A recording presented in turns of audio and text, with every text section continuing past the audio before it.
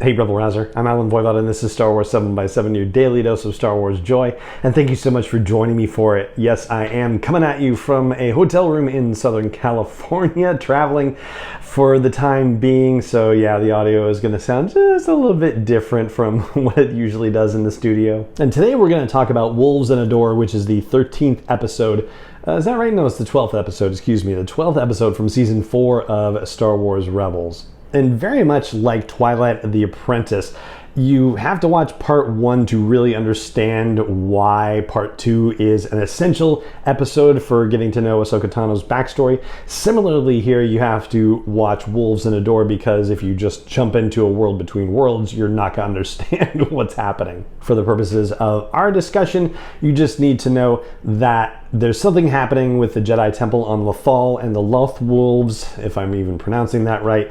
The wolves that are native to Lothal who have a very deep connection to the Force say something terrible is happening there and provide a stone with some markings, signs of hands in various positions to Ezra Bridger, and Ezra says, yeah, we got to go figure out what's going on with this temple. The Loth Wolves show up to take them to the temple. They're on Lothal, but they're hiding in the southern hemisphere, basically away from the Empire, and the Loth Wolves are able to travel through hyperspace for all intents and purposes, and as they do, all 4 of the members of our group of heroes who still remain, because at this point Kanan Jarrus has since died, they go with the wolves and they basically end up dreaming while they are with the wolves and hear snippets of conversations that have happened throughout Star Wars Rebels. Ahsoka Tano figures in one of those. We get just one line from her. It's the line where she says, "This is a new day, a new beginning." That happens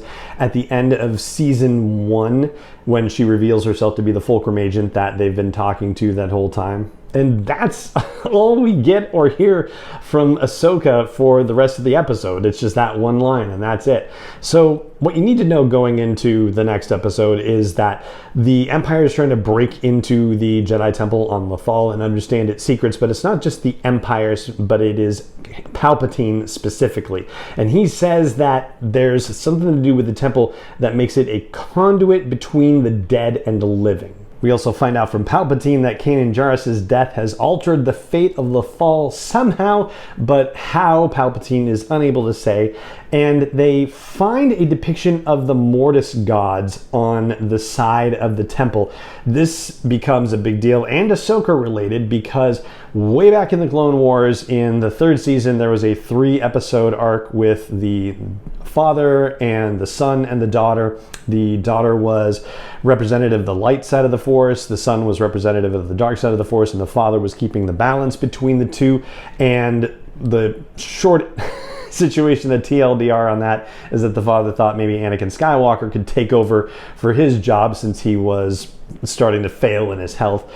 What happens in that episode is that the daughter ends up having to save Ahsoka, and she's been mortally wounded and drains the remaining part of her life essence into Ahsoka, who has been corrupted by the son, and saves her basically. So now Ahsoka's walking around with the life essence of one of the Mortis gods, the daughter, who is an exemplar of the light side of the Force. And there's a convor by the name of Morai who had been hanging out with the daughter and now hangs out with Ahsoka.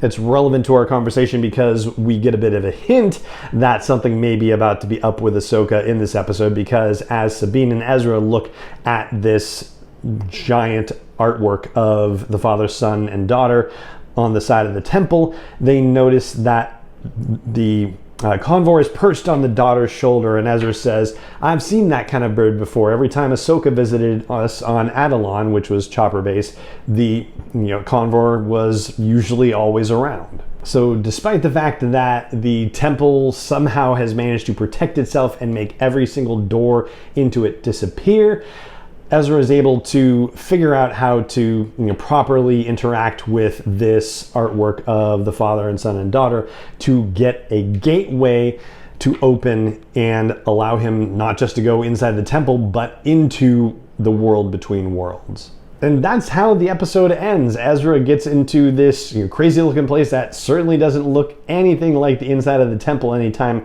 we've been in there before. Then we only have the barest hint of anything that could suggest that somehow Ahsoka Tano will be involved in this episode. For what it's worth though, for the longest time, Dave Filoni would never say that nope, Ahsoka is dead, and he would play coy about it forever. And so you kind of knew that it was just a matter of time before she would show up again somewhere else. And yeah, well, we're going to get to that in tomorrow's episode. But for now, that's what we've got to talk about here on today's episode. And it just remains for me to say thank you so much for joining me for it as always.